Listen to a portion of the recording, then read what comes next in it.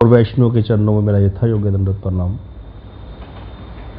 आज पुरुषोत्तम मास के दिवस में बड़ी ही शुभ तिथि उपस्थित हुई है।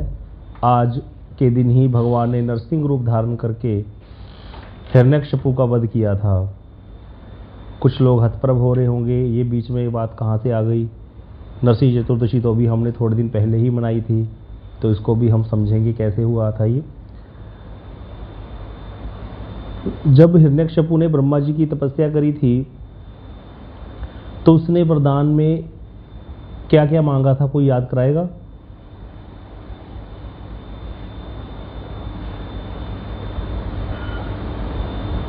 किन्होंने हैंड रेज किया?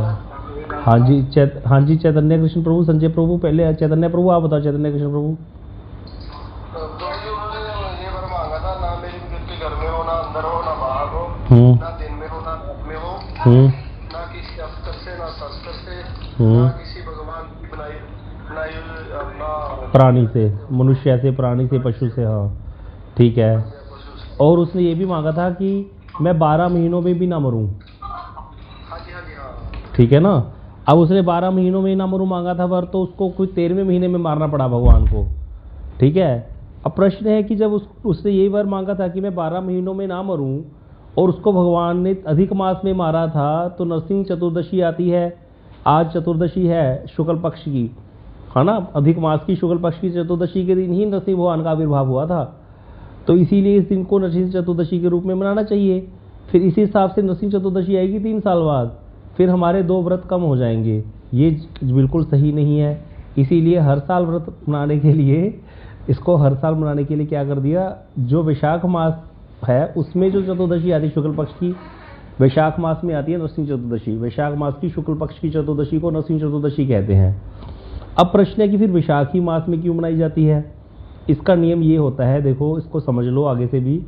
जैसे किसी व्यक्ति की जो जन्म अगर पुरुषोत्तम महीने में हो जाए, पुरुषोत्तम मास में वही बच्चे जन्म हुए होंगे कि नहीं हुए होंगे। आज भी हॉस्पिटल में कई बच्चे जन्म हुए होंगे, सब जगह ही बच्चे तो जन्म हो ही रहे हैं, लोग मर भी रहे हैं।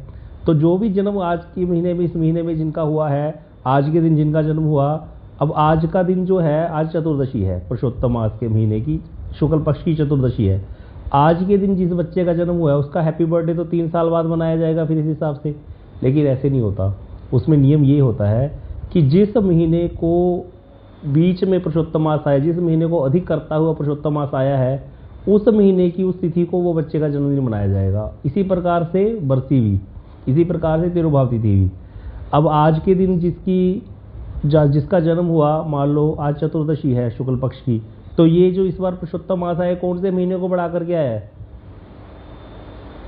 किसी को पता है? ये जो पुरुषोत्तम मास इस बार आया, इस साल आया 2026 में, ये कौन से महीने को बढ़ा करके आया है? सॉरी, हाँ, जेठ के महीने को बढ़ा करके आया है। ज्येष्ठ के महीने को बीच में आया ना, ये पहले जेठ के महीने के 15 दिन जा चुके हैं। अब बीच में फिर पुरुषोत्तम शुरू हो गया, फिर लास्ट में जेठ के महीने के 15 दिन भी और आएंगे, जिसमें हम निर्जला एकादशी का व्रत करेंगे, गंगा दशहरा आएगा, बहुत सारी तिथियां आएंगी, बड़ा आनंद आएगा। 15 तारीख से शुरू हो जाएंगी वो तिथियां, 15 से लेकर 29 तारीख तक स्नान पूर्णिमा आएगी। वो सारी जेठ के महीने की तिथियां आती हैं, तो वो सारी तिथियां अभी पालनीय बाकी हैं हमारी शुक्ल पक्ष की। जेठ के महीने का कृष्ण पक्ष निकल चुका है, बीच में पुरुषोत्तम मास आ चुका है।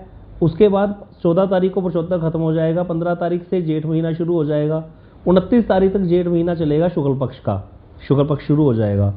तो फिर वहाँ जो है ये, क्योंकि जेठ के महीने को बढ़ा करके आए, तो इस पुरुषोत्तम मास में जिन भी बच्चों का जन्म हुआ, जिन भी किसी व्यक्ति की मृत्यु हुई है, उनकी जो तिथि है वो हर साल जेठ के महीने की वो तिथि हो जाएगी। ये नियम होता है। तो इस प्रकार से जो पुरुषोत्तम मास, जब नरसिंह भगवान का आविर्भाव हुआ था हिरण्यकशिपु को मारने के लिए, वो हुआ था वैशाख के महीने में। वैशाख के महीने में जो अधिक मास आया था, वैशाख के महीने में जो अधिक मास आया उसमें पुरुषोत्तम मास आया, उसमें नरसिंह भगवान ने हिरण्यकशिपु का वध किया आज के दिन। लेकिन हर साल तिथि मनाई जाती है वैशाख की चतुर्दशी को, इसीलिए हर साल वैशाख महीने की चतुर्दशी को हम नरसिंह चतुर्दशी मनाते हैं। ये कथा है, समझ में आया? तो आज के दिन भी नरसिंह चतुर्दशी है। आज वृंदावन में कई मंदिरों में नरसिंह रूप धारण किया है भगवान ने। आज हमारे बाहर भी किसी ने शोभा यात्रा भी निकाली हुई थी। तो ये चीज़ हमें आज क्लियर हुई है। सुना तो बहुत बार था, आज हमारे कोई मित्र आए थे गुड़गांव से, वो दर्शन करने गए, मदन मोहन जी, तो उनको वहाँ पर नरसिंह रूप के दर्शन हुए मदन मोहन जी के। तो हम कंफ्यूज हो गए कि नरसिंह चतुर्दशी तो निकल गई थी, ये कैसे हो गया। 29 अप्रैल की नरसिंह चतुर्दशी मनाई है हम सब लोगों ने शायद, है ना, 29 मई की, नहीं 29 मई तो अभी चल रही है, 29 अप्रैल की बनाई थी शायद, 29 या 30 की। तो 30 अप्रैल की बनाई थी, वो बैशाख के महीने में आई थी। तो आज भी है, आज के दिन ही मूल रूप में अधिक मास में नरसिंह ये शुक्ल पक्ष की त्रयोदशी के दिन भगवान ने नरसिंह रूप धारण करके हिरण्यकशिपु का वध किया था, प्रहलाद की रक्षा की थी। भक्त प्रहलाद के लिए 1 महीना और बढ़ा दिया गया था। ये भी कथा है इस पुरुषोत्तम मास के आने की, अधिक मास आने की, क्योंकि उसका वध करना था तो 13वां महीना ऐड हो गया। तो बहुत सारी कथाएं हैं भैया। अभी हम अपने विषय पर आते हैं, श्रीमद् भागवतम। हाँ जी, प्रश्न पूछिए, क्या पूछिए। सबसे पहले पुरुषोत्तम मास जब नरसिंह भगवान का अवतार समय शुरू हुआ, पुरुषोत्तम मास से पहले नहीं था, अब पुरुषोत्तम मास। ये तो तपस्या करके पता चलेगा प्रभु जी, जब ऊपर जाएंगे पूछ लेंगे।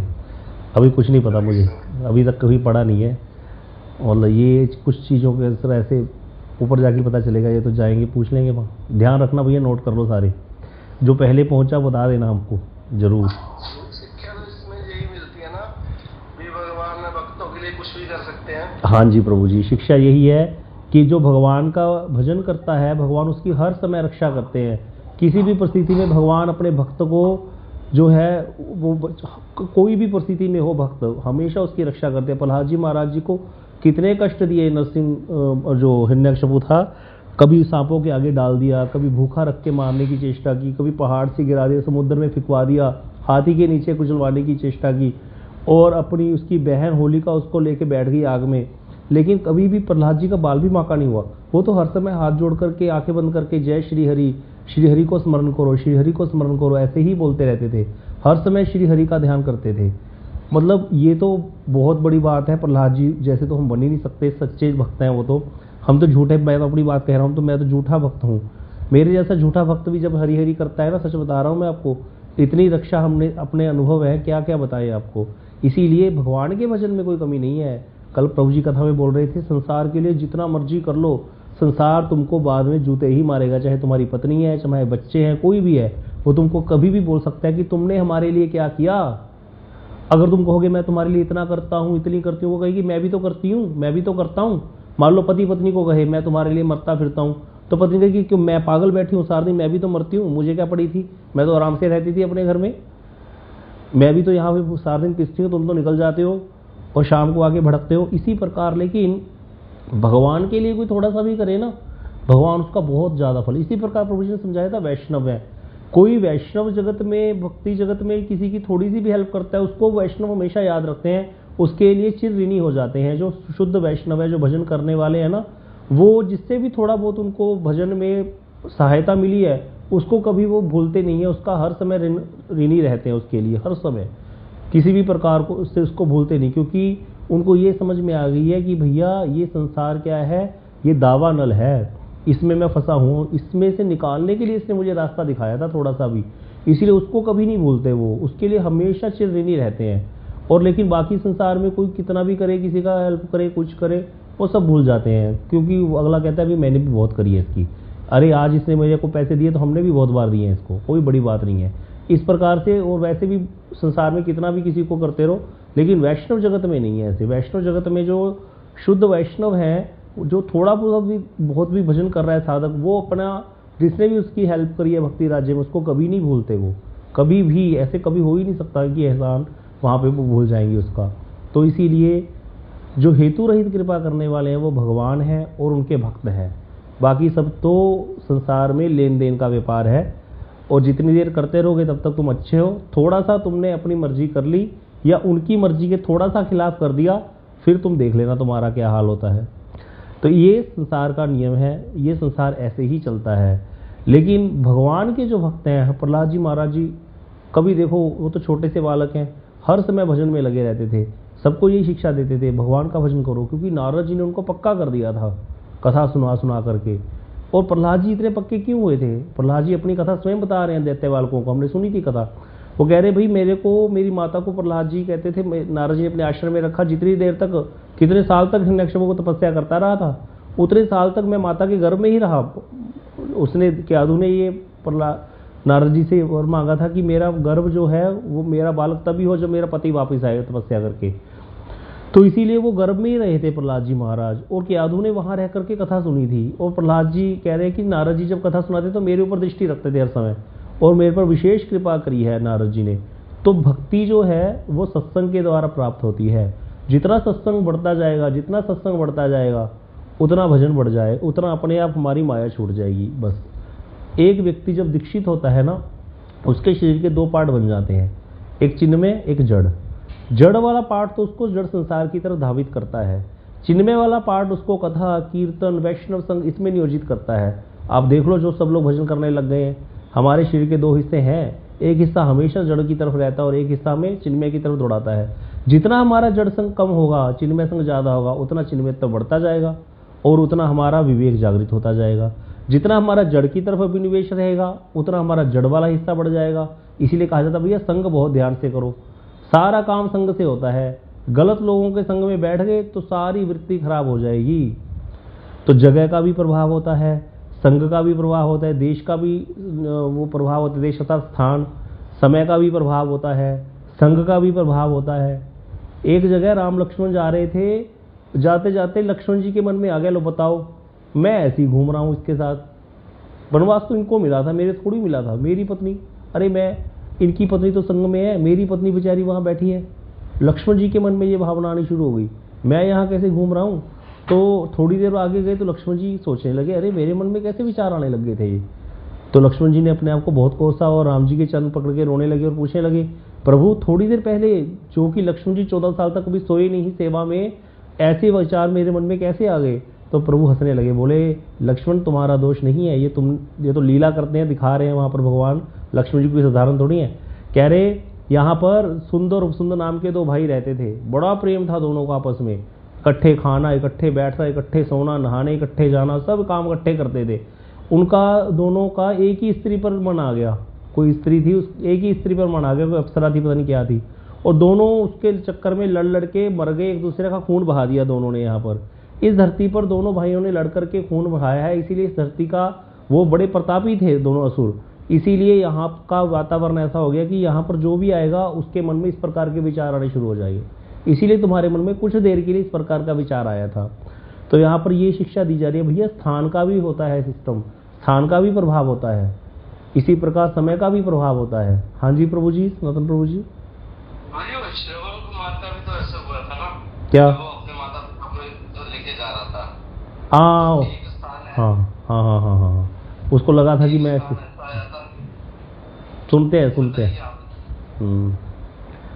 ठीक है प्रभु जी, आपकी बात ऐसा है, सुना है कभी कि उसको भी आ गया था कि मैं ऐसे इनको लेके घूम रहा हूँ दोनों को उठा करके।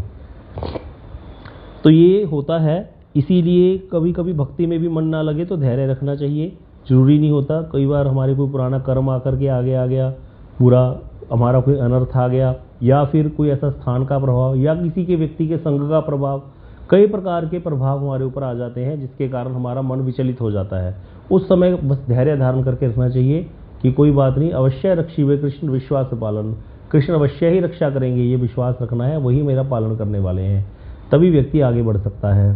तो अभी हम आगे कथा श्रवण करते हैं। भागवत जी दशम स्कंद षड्विंशोध्याय, हमने लगभग श्रीमद् भागवतम जी के अनुसार तो कथा श्रवण कर ली।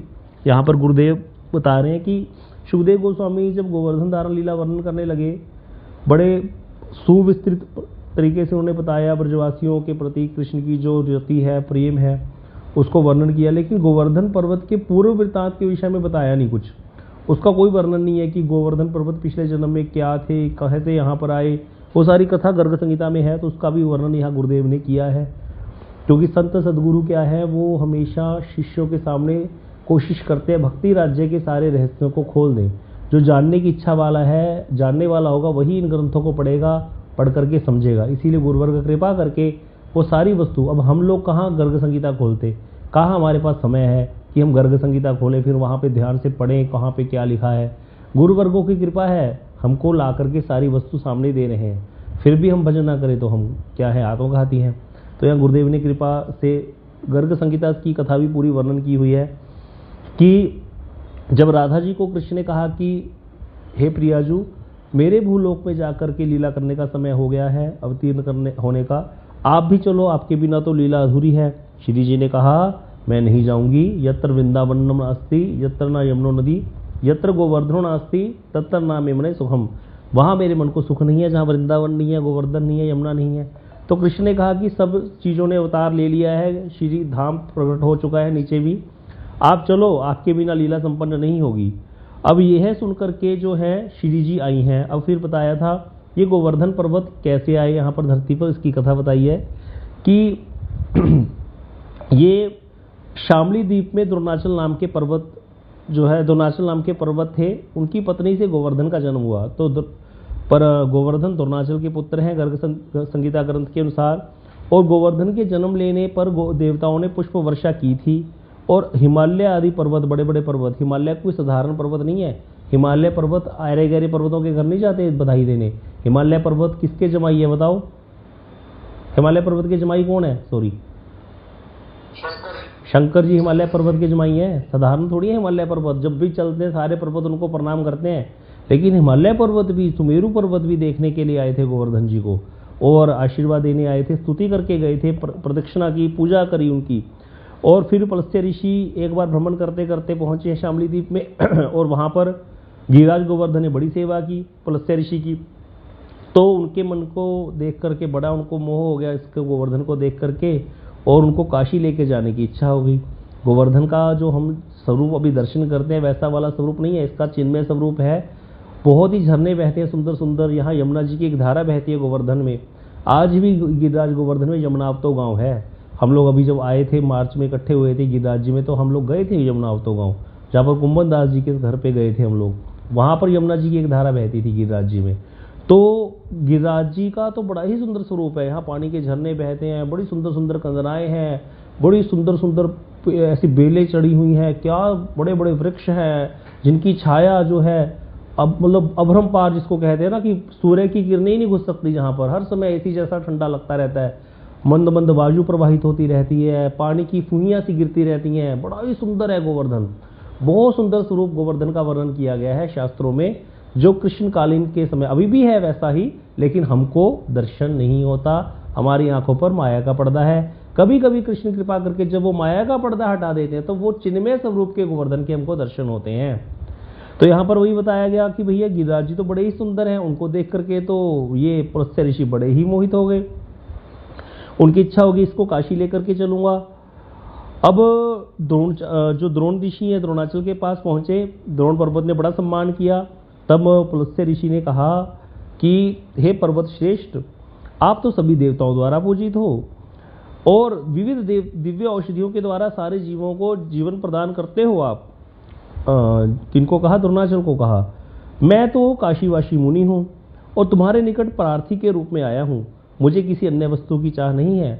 उसने कहा ऋषिवर आप जो मांगोगे मैं दूंगा, आप एक बार बताओ तो सही आपको क्या चाहिए। बोले तुम मुझे अपना पुत्र गोवर्धन प्रदान कर दो। देखो ऋषि पहले बच्चा ही मांग लेते थे। तो कहते भगवान विश्वेश्वर की काशी नगरी में जिनका प्राणांत होता है वह मोक्ष लाभ करता है, इतनी काशी की महिमा है। और वहाँ कोई भी पर्वत नहीं है, काशी में तो कोई पर्वत नहीं है, इसीलिए मैं गंगा और विश्वेश्वर समन्वित उस काशी क्षेत्र में तुम्हारे पुत्र गोवर्धन को स्थापित करूंगा और उसके लता वृक्ष आदि से परिपूर्ण निभृत कुंजों में बैठकर तपस्या करूंगा। ये बड़ा ही सुंदर कुंजे हैं गोवर्धन में, निभृत कुंजे। शायद किसी को याद हो, हमने आपको नवल कुंड पे कुंज दिखाया भी था, शायद किसी को याद हो। अभी वो कुंज नष्ट हो गया, उस कुंज को पूरा नेचुरली बना हुआ हमने देखा हुआ है। बाबा महाराज हमको दिखाते थे ऐसे नेचुरल कुंजे अभी भी ब्रज में कहीं कहीं है। एक कुंज अभी भी है, अगर आप कभी नंदगांव जाओ तो नंदगांव से जब हम चरण पहाड़ी जाते हैं, चरण पहाड़ी से थोड़ा आगे जाके एक पानीहारी कुंड है, पानीहारी कुंड, जहाँ पर गोपियाँ पानी भरने आती थी, वहाँ पर नेचुरल कुंजें हैं अभी भी। वो ऐसी घनी होती है कि उसमें एक जगह से रास्ता होता है जाने का और अंदर आप आराम से बैठ सकते हो, कोई वहाँ धूप नहीं आती, कुछ नहीं, बिल्कुल पूरा सघन वृक्षों द्वारा आच्छादित होता है। वो कुंज होती है, करील की कुंज होती है ये सारी। तो ऐसा कहते निभृत निकुंज गोवर्धन में बहुत सारे हैं, बड़े सुंदर सुंदर फुइयाँ सी बहती रहती है पानी की, गर्मी हो तो, और सर्दी में तो और ज़्यादा गर्म हो जाती है वो कुंजें। बड़ा ही सुंदर है मतलब गोवर्धन। और कहते मेरी मन की अभिलाषा को तुम पूर्ण करो, इस पुत्र को मुझको दे दो। अब जो पुलस्त्य ऋषि हैं उनकी ये बातें सुनकर के द्रोणाचल पर्वत बड़े ही अधीर हो गए पुत्र वियोग की आशंका से, और अश्रु उनके बहने लगे पुलस्त्य ऋषि से कहने लगे, मुनि श्रेष्ठ, मेरा यह पुत्र मुझको बहुत प्रिय है। पुत्र स्नेहाकुलो वै पुत्रो में अयम इति अति प्रिय। ते शाप भय भीतो हम वदाम्येनम महात्मने। परंतु मैं आपके अभिशाप के भय से भयभीत होकर के अपने पुत्र के समक्ष आपका अभिप्राय निवेदन कर देता हूँ। उसको तो पूछना ही पड़ेगा, अपनी तरफ से मैं आपको मना नहीं कर सकता। श्राप के डर से मैं अपने पुत्र से पूछता हूँ। तब हे पुत्र, गच्छ मुनिना भारते कर्म के शुभ। ये श्लोक गर्ग संहिता में वर्णन किए गए हैं। त्रैवर्गा लभते यत्र निर्भी मोक्षमपि शनात। यहाँ पर बताया गया कि गोवर्धन पर्वत को कहा द्रोण ने जाकर के कि पुलस्त्य ऋषि की इच्छा है, हे पुत्र, भारतवर्ष पुण्य एवं कर्म श्रेष्ठ भूमि है, वहाँ मानव अनायासी त्रिवर्ग और मोक्ष लाभ करते हैं, अतः तुम पुलस्त्य ऋषि के साथ वहाँ प्रस्थान करो। अपने पिता द्रोण पर्वत का यह आदेश सुनकर गोवर्धन पर्वत पुलस्त्य ऋषि से बोलते हैं, मुने कथम माम नयसी लंबितम योजनाष्टकम योजनद्वयम उच्चांगम 5 योजन विस्तृतम। कहते हैं मुनि, मेरी लंबाई 8 योजन है, 2 योजन ऊंचा हूं मैं और विस्तार मेरा 5 योजन का है। आप मेरी इस विशाल देह को किस प्रकार उठा करके ले जाओगे? तो पुलस्त्य ऋषि कहते, वो विषय करे में त्वम गच्छ पुत्र यथास्खम वहयामि करे त्वाम वे यावत काशीम समागत। हे पुत्र, हे गोवर्धन, तुम मेरे हाथ पर बैठ करके स्वतंत्र रूप से जा सकोगे। मैं अपने योग बल से तुमको अपने हस्त पर बिठा करके ले जाऊंगा, काशी में तुमको स्थापित करके रखूंगा। यह सुनकर के गोवर्धन ने कहा, हे ऋषिवर, मुझे ले जाते समय अगर आप मुझे मार्ग में रख देंगे तो मैं वहां से उठूंगा नहीं, यह मेरी प्रतिज्ञा है। तो यह सुनकर के ऋषि बोले, मैं प्रतिज्ञा करता हूं कि शामली द्वीप से लेकर कौशल देश तक तुम्हें किसी भी स्थान पर अपने हाथ से उतार करके नहीं रखूंगा। इस प्रकार दोनों में प्रतिज्ञा हो गई। प्रतिज्ञाबद्ध होकर के दोनों चल पड़े, काशी क्षेत्र के लिए जाने के लिए तैयार हो गए। दोनों जो है द्रोण ने अपने पुत्र जो गोवर्धन जी हैं उनको दे दिया पुलस्त्य ऋषि को। पुलस्त्य ऋषि अपने हाथ पर लेके जा रहे हैं। अब चले हैं यहाँ से, कहते धीरे धीरे आगे बढ़ने लगे। इस प्रकार जब ऋषि अब सभी को अपना प्रभाव दिखाते हुए ऋषि पुलस्त्य जा रहे थे, अपना तेज दिखाते हुए दाहिने पर्वत पर गोवर्धन को रख करके लेके जा रहे थे, तो रास्ते में ब्रजमंडल आया। जब ब्रजमंडल आए तो गोवर्धन पर्वत ब्रजमंडल में आकर मन ही मन चिंता करने लगे कि भविष्य में तो अनंत ब्रह्मांडपति स्वयं भगवान श्री कृष्णचंद्र यहाँ अनेक प्रकार की बाल कौशल करेंगे, बड़ी सुंदर सुंदर किशोर लीलाएं होंगी, और मैं पवित्र यमुना के तीर पर स्थित इस ब्रजभूमि का परित्याग क्यों करूं? मैं तो यहाँ से छोड़ करके जाऊंगा नहीं। श्री कृष्ण राधा जी के साथ गोलोक से यहाँ आगमन करेंगे, उनका दर्शन कर मेरा जीवन सार्थक हो जाएगा, तो मैं तो इन लीलाओं से वंचित ही हो जाऊंगा अगर मैं यहाँ ऋषि के साथ चला जाता हूँ। तो गोवर्धन के मन में बड़ा ही लोभ आ गया ब्रजभूमि के प्रति। तो यहाँ पर गोवर्धन पर्वत ने क्या किया, मन ही मन सोच करके अपने भार को बढ़ाना शुरू किया। अब इतना भार बढ़ जाने से पुलस्त्य ऋषि क्लांत हो गए। क्लांत होकर के अपनी प्रतिज्ञा को भूल गए और गोवर्धन पर्वत को हाथ से उतार करके उन्होंने ब्रजमंडल में स्थापित कर दिया। निशंकित होकर के शौच करने लगे, वहां जप करने लगे। जब सारा शौच जप आदि करके शुचि करके वापिस आए हैं पुलस्त्य ऋषि, गोवर्धन पर्वत के निकट आकर बोले, हे वत्स गोवर्धन, मेरे हाथ पर बैठ जाओ पहले की तरह, जिससे मैं तुम्हें लेकर के काशी की ओर प्रस्थान करूं। गोवर्धन पर्वत जो है वो हाथ पर बैठे नहीं। तब पुलस्त्य ऋषि ने अपने योग बल से गोवर्धन पर्वत को दोनों हाथों से उठाने की चेष्टा की, परंतु तब भी वो अपने प्रयास में असफल हो गए।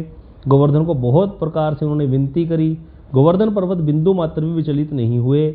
यह देख करके पुलस्त्य ऋषि ने गोवर्धन से कहा, गच्छ गच्छ गिरिश्रेष्ठ भारम मा कुरु मया ज्ञातोसी रुष्ट तुम अभिप्रायम वदाशु में। कहते, अरे उठो उठो गिरिराज, मैं तुम्हें लेकर के काशी क्षेत्र की ओर प्रस्थान करना चाहता हूँ, वृथा भार मत प्रदान करो। मैं जान गया हूँ कि तुम मुझसे नाराज हो गए हो, अतः मुझे अपना अभिप्राय बताओ, तुमको क्या चाहिए। पुलस्त्य ऋषि की बात सुनकर के श्री गिरिराज महाराज ने कहा, मुने अत्र में ना दोषो अस्ति त्वया में स्थापना कृता कृष्यामी न चोत्थानम उत्थानम पूर्वम में शपथ कृत। आप, मेरा कोई अपराध नहीं है ऋषिवर, आपने ही मुझे इस स्थान में स्थापित किया है। एक स्थान पर स्थापित होने के पश्चात मैं पुनः नहीं उठूंगा, यह मेरी प्रतिज्ञा थी। यह सुनकर के पुलस्त्य ऋषि को बड़ा ही क्रोध आ गया। क्रोध से कांपते हुए उन्होंने द्रोण पुत्र गोवर्धन को श्राप दे दिया, गिरे त्वयाति दृष्टेन न कृतो मे मनोरथ तस्मात् अतुलित मात्रम तस्मात् तू तिल मात्रम नित्यम तुम क्षीणता व्रज। कहते तुमने अतिशय धृष्टता दिखा करके मेरा मनोरथ जो है पूर्ण नहीं होने दिया, इस कारण तुम प्रतिदिन तिल तिल करके क्षय को प्राप्त होगे, रोज तुम एक तिल कम हो जाओगे। गोवर्धन पर्वत को अभिषेक दे करके पुलस्त्य ऋषि क्रोध में भर करके काशी की ओर चले गए। अब यहाँ पर कहते जब गए हैं तो गोवर्धन पर्वत रोज तिल मात्र घटने लगे, इसीलिए गोवर्धन जी का इतना बड़ा देखो कितना विस्तार बताया था गोवर्धन जी ने अपना, कि मैं 2 योजन ऊंचा हूँ, 8 योजन लंबाई है मेरी और 5 योजन का विस्तार हूँ, चौड़ाई में 5 योजन हूँ मैं, इतने बड़े गोवर्धन पर्वत थे। और आज देखो घट करके कैसे रह गए हैं, रोज एक तिल कम होते हैं। तो कह रहे सूर्यवंश विभूषण भगीरथ के द्वारा भूतल पर प्रकटित गंगा देवी और गोवर्धन पर्वत जब तक भारत भूमि में स्थान करेंगे, गुरुदेव लिख रहे हैं यहाँ पर, तब तक कली का प्रभाव नहीं पड़ेगा। कहने का तात्पर्य क्या है यहाँ पर, पुलस्त्य ऋषि के श्राप से गोवर्धन पर्वत तो रोज ही कम हो रहे हैं, कलयुग तो बढ़ ही रहा है, लेकिन जैसे जैसे ये गोवर्धन पर्वत कम होते जा रहे हैं, कली का प्रभाव इतना व्यक्त नहीं होगा, कली का प्रभाव बहुत ज़्यादा भयंकर होने वाला है। ऐसा समय आ जाएगा कि मतलब क्या ही बोलना। अब यहाँ पे गंगा भी धारा धीरे धीरे क्षीण हो रही है। कहते पूर्णतः जब तक सूख नहीं जाती तब तक कली का प्रभाव व्यक्त नहीं होगा। जो व्यक्ति गंगा जी का दर्शन स्पर्श पूजन आदि कर सक रहे हैं अभी तब तक सारे कली के दोष नष्ट हो जाएंगे और शुद्ध चित्त होकर के गोविंद के चरणों का भजन करके व्यक्ति कृतार्थ होता रहेगा। गर्ग संहिता में वर्णन है, मिथिलापति बहुलाश्व ने देवर्षि नारद से श्री कृष्ण की गोवर्धन धारण लीला और उस प्रसंग में विविध प्रकार से गोवर्धन का महात्म्य सुन करके और भी बहुत कुछ जानने के लिए प्रश्न किया। तो यहाँ पर साफ वर्णन है, जिस दिन गंगा जी लुप्त हो जाएगी, एक भी बूंद गंगा जी की आएगी नहीं ऊपर से गंगोत्री से, और जिस दिन गोवर्धन पर्वत पूरा समा जाएगा उस दिन कलयुग जो है अपनी चरम सीमा पर होगा। मतलब उस दिन जो है कली का प्रभाव पूरा व्यक्त हो जाएगा उस दिन बिल्कुल भी। और उससे पहले पहले भगवान अपने सारे भक्तों को कहीं और किसी ब्रह्मांड में शिफ्ट कर देंगे। इसीलिए भजन करना बहुत जरूरी है। इतना बुरा समय आने वाला है, इतना बुरा समय आएगा, अगर हमने भजन नहीं किया तो हमें यहीं छोड़ जाएंगे। कहते ना नानक नाम जहाज है चढ़े सो उतरे पार, जेड़ा रह गया थल्ले फिर नानक नहीं जिम्मेवार। तो भगवान की फिर कोई जिम्मेवारी नहीं जो नीचे रह गया। इसीलिए नाम का आश्रय लेकर के जो नाम का आश्रय लेगा वो पार जा सकता है। अब आगे जो है मिथिला पर श्री बहुलाश्व देवर्षि नारद से श्री गोवर्धन के लिए बड़ी सारी लीलाओं के प्रश्न कर रहे हैं। तो ये सारी लीला स्थलियों के दर्शन हमने करे हुए हैं, कल हम इसकी चर्चा करेंगे। बहुत सुंदर सुंदर गिरिराज जी में जो स्थलियां हैं उनका वर्णन आएगा। कुछ स्थानों पे तो हमने दर्शन किए ही थे, जो यहाँ पर वर्णन है वो भी सुनेंगे, जो हम नहीं वर्णन जो हम गए थे वो भी करेंगे दर्शन हम। मानसिक कल गोवर्धन की परिक्रमा हम सब करेंगे इकट्ठे मिल करके, गिरिराज जी की बड़ी परिक्रमा दान घाटी से शुरू करके, और सारे स्थानों के दर्शन करते हुए परिक्रमा करते हुए पहुंचेंगे धीरे धीरे, और सारे स्थानों को प्रणाम